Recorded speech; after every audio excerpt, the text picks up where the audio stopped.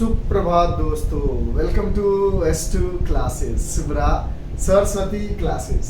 तो आज हम आपके लिए कोऑर्डिनेशन कंपाउंड क्लास 12 से जो इनऑर्गेनिक केमिस्ट्री का पार्ट है, जिसमें से 7 मार्क्स का क्वेश्चन आना है। 1 मार्क्स का क्वेश्चन का 99% चांस है कि ये जो हमने क्वेश्चन लिखा है इसी क्वेश्चन में से किसी एक टाइप में आ सकता है। 100% की गारंटी तो कोई दे नहीं सकता। इसमें समझ लो क्या क्या बातें हैं।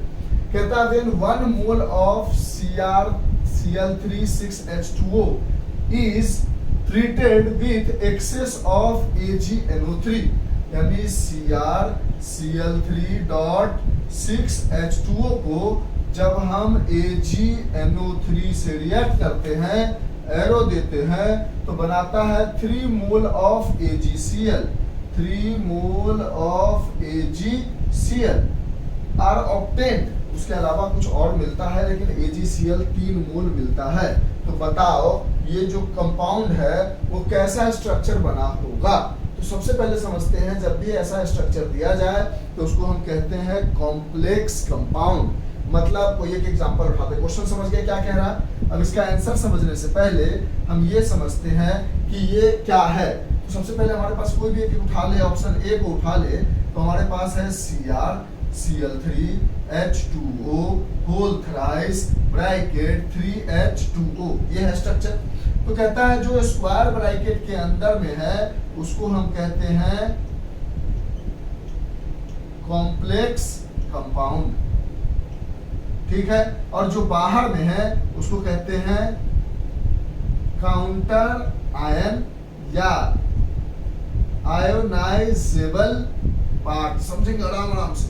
कोऑर्डिनेशन कंपाउंड में जब स्क्वायर ब्रैकेट होगा तो ये कॉम्प्लेक्स आयन कहा जाएगा।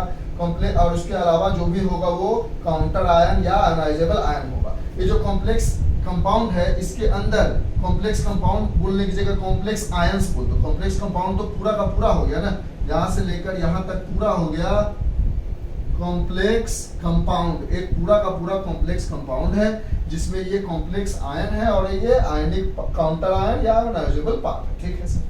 इस कॉम्प्लेक्स आयन के अंदर में क्या क्या चीजें हैं, तो Cr है, Cl3 है, H2O है, होल थ्राइस है। इसमें हमें पता है कि ये वाला जो है वो क्या है, एक मेटल है। और ये जो मेटल होता है इसी को हम कहते हैं सेंट्रल मेटल एटम। एक अच्छी बात यह है कि सारे कॉम्प्लेक्स कंपाउंड के अंदर में स्क्वायर ब्रैकेट के अंदर में सिर्फ एक ही सेंट्रल मेटल एटम होंगे, एक ही मेटल प्रेजेंट होगा। उसके अलावा जो भी चीज दिखे, कितना Cl दिख रहा है 3, और कितना H2O दिख रहा है 3, तो ये 3 और 3 टोटल 6 इसका कोऑर्डिनेशन नंबर हो गया। और ये दोनों जो है वो एक तरह के लिगेंड है। समझेंगे आराम से आराम से आराम से। कहता है कि ये कॉम्प्लेक्स आयन है, ये एक आयोनाइजेबल आयन है, सबको मिलाकर एक कॉम्प्लेक्स कंपाउंड है। इस कॉम्प्लेक्स आयन के अंदर में एक मेटल है जिसको सेंट्रल मेटल एटम या सेंट्रल मेटल आयन कहते हैं। उसके अलावा कुछ भी दिख जाए इस स्क्वायर ब्रैकेट के अंदर में वो लिगेंड है। तो एक क्लोरीन है लिगेंड और एक H2O है लिगेंड। अब ये दोनों का कितना क्लोरीन है, 3 इसका क्लोरीन है और H2O कितना है 3 है। तो 3 और 3 जोड़ लो, यानी 3 लिगेंड यहाँ है, 3 लिगेंड यहाँ है, टोटल 6 लिगेंड है, यानी इस कोऑर्डिनेशन नंबर 6 होगा। समझेंगे आप। 6 लिगेंड कहने का मतलब 6 अलग अलग नहीं है, 3 एक जैसे हैं, 3 एक जैसे हैं, यानी 2 अलग अलग लिगेंड है जो कि 6 मोल्स पाए गए हैं अंदर में। जो भी लिगेंड पाया जाएगा उसका कोऑर्डिनेशन नंबर 6 होगा। ये समझाने का क्या मतलब सर, नहीं समझे। मतलब अगर इसको देखोगे तो ये कॉम्प्लेक्स आयन है, ये आयोनाइजेबल पार्ट है। इसको देखोगे तो ये कॉम्प्लेक्स आयन है, ये आयोनाइजेबल पार्ट है, इसमें ये भी इंक्लूड है Cl भी, क्योंकि ये बाहर है। ये कॉम्प्लेक्स आयन है, ये आयोनाइजेबल पार्ट है। ये कॉम्प्लेक्स आयन है, ये आयोनाइजेबल पार्ट है। और ये पूरा कोऑर्डिनेशन कंपाउंड, ये कोऑर्डिनेशन कंपाउंड। इसमें जो Cr है, Cr है, Cr है और Cr है वो सेंट्रल मेटल आयन है या सेंट्रल मेटल एटम है। उसके अलावा जो भी दिख जाए, उसके अलावा अंदर में जो भी दिख जाए, बाहर में नहीं, उसके अलावा अंदर में जो भी दिख जाए, उसके अलावा अंदर में जो भी दिख जाए, वो सारे के सारे क्या है, लिगेंड है।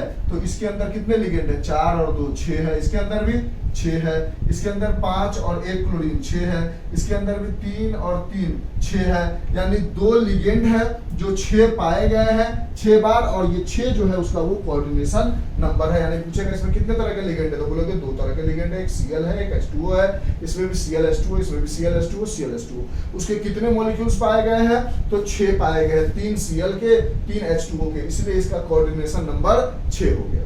ठीक है, अब समझ गए होंगे। ठीक, इरेज कर दें इन सब बातों को, ये हटा देते हैं, लिख लिया होगा आपने। अब इस क्वेश्चन का जवाब समझते हैं। कहता है इस कंपाउंड को इससे रिएक्ट करेंगे तो कितना 3 मोल AgCl बनेगा, तो कैसा कंपाउंड बनाना होगा? तो देखो एक बात समझो, 3 मोल AgCl का मतलब क्या हुआ? 3 Ag प्लस चाहिए और 3 Cl माइनस चाहिए।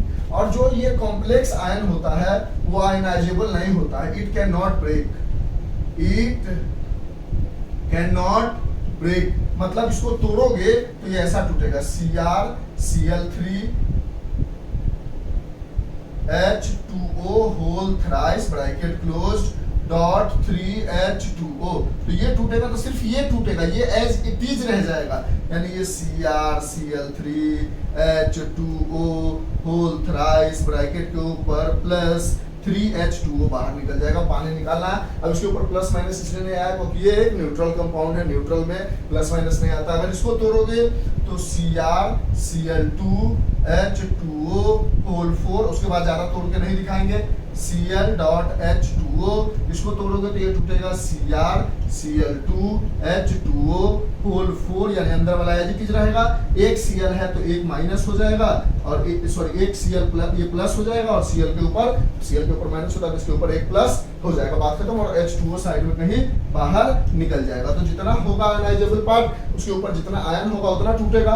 हमें 3 मोल AgCl चाहिए, यानी 3 Cl माइनस चाहिए, और 3 Cl माइनस कहाँ से मिलेगा? तो जिसके बाहर में 3 Cl होगा, इसके बाहर में 3 Cl नहीं है, इसके बाहर में 1 Cl है, यानी यहाँ से 1 मोल AgCl मिलेगा। इसके बाहर में 2 Cl है, यानी यहाँ से 2 मोल AgCl मिलेगा। यहाँ पर 3 Cl है, यहाँ से 3 मोल AgCl मिलेगा। अंदर में कितना Cl है वो नहीं देखना, बाहर में देखना है। तो यहाँ पर 3 है, यानी ऑप्शन डी इज करेक्ट। तो यहाँ से आपने 3-4 बातें सीख ली कि कॉम्प्लेक्स कंपाउंड में एक कॉम्प्लेक्स आयन होता है, एक आयनाइजेबल पार्ट होता है, कॉम्प्लेक्स कंपाउंड के अंदर में एक सेंट्रल मेटल एटम होता है, उसके अलावा सारे लिगेंड होते हैं। वो सारे लिगेंड जितने नंबर पाए जाते हैं उतना उसका कोऑर्डिनेशन नंबर बन जाता है। और तीसरी चीज, जब CrCl3.H2O दिया जाए तो उसको हम इन 4 तरीकों से कॉम्प्लेक्स कंपाउंड के रूप में सजा सकते हैं, ये भी सीखा। ऐसा दे देगा, बोलेगा बताओ कौन सा कॉम्प्लेक्स कंपाउंड बनाएंगे जिससे 1 मोल AgCl बने हमें, तो आपको ऐसा कॉम्प्लेक्स कंपाउंड बनाने आना चाहिए। यानी इस फार्मूला से इस 4 तरह के कॉम्प्लेक्स कंपाउंड बनाए जा सकते हैं, ये आपको ध्यान में रखना पड़ेगा। कैसे ध्यान रखेंगे? तो 6H2O है तो पहली बार में 3H2O आया, उसके बाद में H2O 3 हुआ, 1 हुआ, खत्म हो गया। Cl जो है पहली बार में 1 आया, पहले में 0 आया, दूसरे में 1 आया, फिर तीसरे में 2 आया, तीसरे में 3 आ गया। 3 बार AgCl आया, इस तरह से 3 Cl था तो एक बार में 1 आया, 2 अंदर चला गया। बात समझ रहे हो ना? तो ये प्रैक्टिस करनी पड़ेगी कि 4 तरह के इससे फार्मूला बन सकते हैं। ऐसे स्ट्रक्चर देगा तो आपको बनाने आना चाहिए ना कैसा 4 फार्मूला होता है।